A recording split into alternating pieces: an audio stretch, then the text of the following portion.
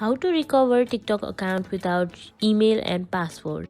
So what we'll simply do is open our TikTok, and in the upper left corner we'll see a question mark option. So we'll simply click on that question mark option, and after clicking on that question mark option we'll reach into a next page.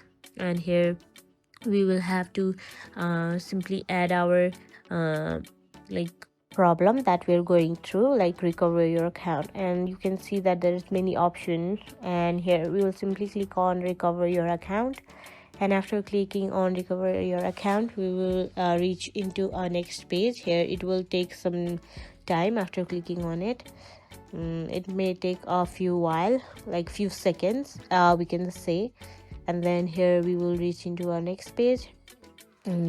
Here we will have to add our username simply, and after adding our username we'll click on next. And if we don't have our phone number, email or Facebook, then we'll simply click on need help. And here we can simply type our problem here, and after typing our problem it will be fixed. Your account will be recovered. TikTok will help you to recover your account easily without any email and password itself.